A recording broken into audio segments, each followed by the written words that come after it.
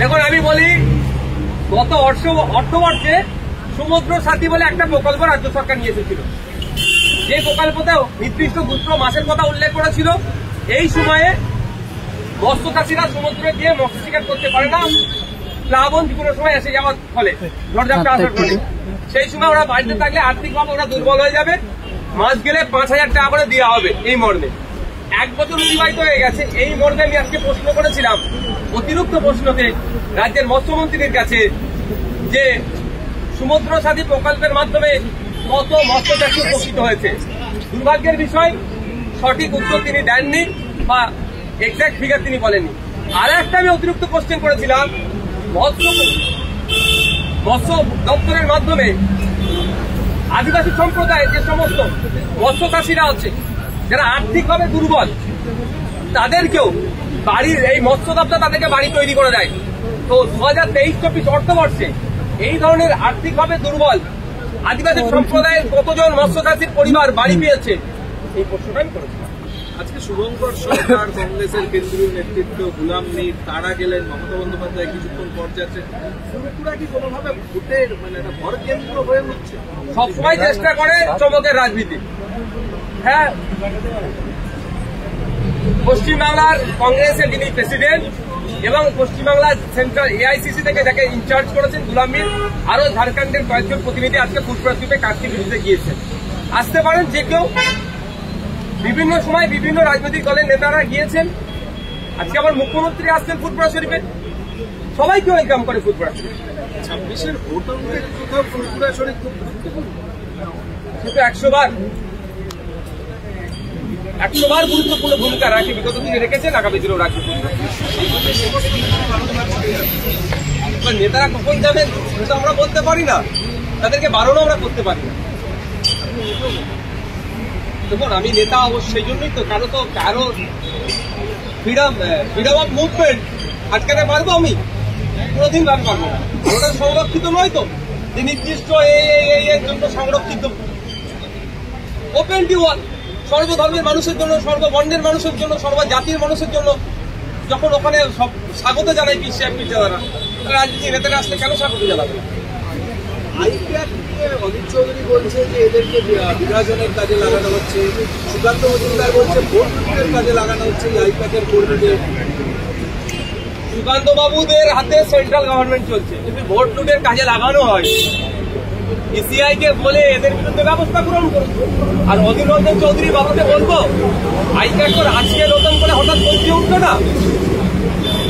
আপনি যখন leader of opposition পার্লামেন্টে, তার আগে থেকে আইপ্যাক, তাহলে এই আইপ্যাক সম্পর্কে দুটো কথা পার্লামেন্টে কি আপনি বলেছেন? সেই তথ্য আমাদেরকে দিন। শুধু বাজার গরম করা হবে, এটা বন্ধ করতে বলুন।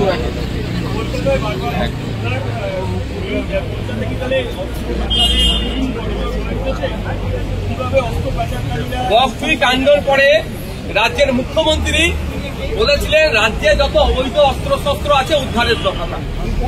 দুর্ভাগ্যের বিষয়, প্রতিনিয়ত খবরে নজর রাখা যায়, রাজ্যের কোথাও না কোথাও বোমাবাজি হচ্ছে, গুলি চলছে, অবৈধ অস্ত্রশস্ত্রের রমরমা চলছে।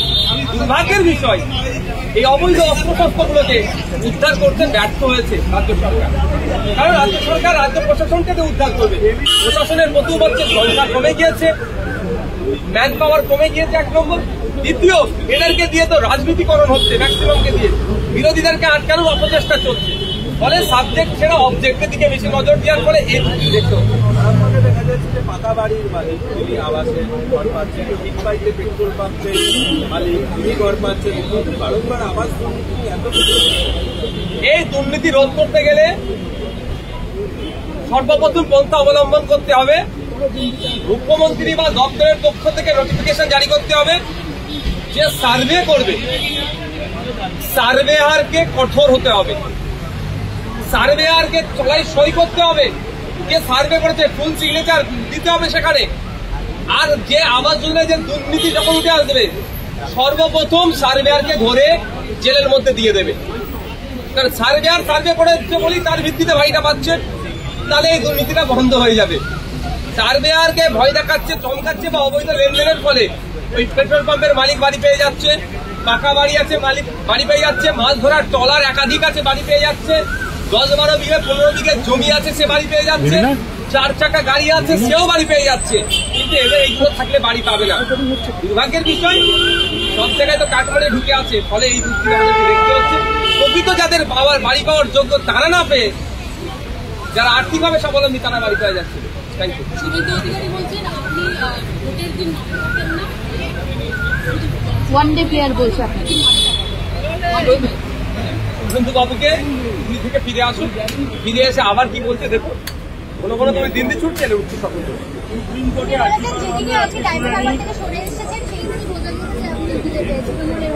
অনেক কথা।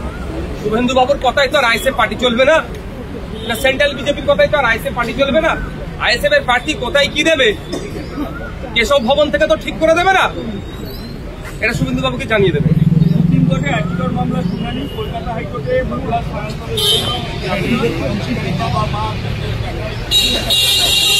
আমি চাই আমার বাড়ির মেয়ে, আমার বাড়ির কন্যা, আমাদেরই বোন, আমাদেরই দিদি তোমার সুবিচার পায়। আমি মনে করি যথাযথ যদি তদন্ত হয় এই হত্যা, এই ধর্ষণের সাথে অভিযুক্ত একাধিক মানুষ জড়িয়ে পড়বে এবং তাদেরকে সংরক্ষণ করতে হবে। ইংরেজ বাজারের সুতাউকে গ্যাংওয়ার হেকিং চক্রের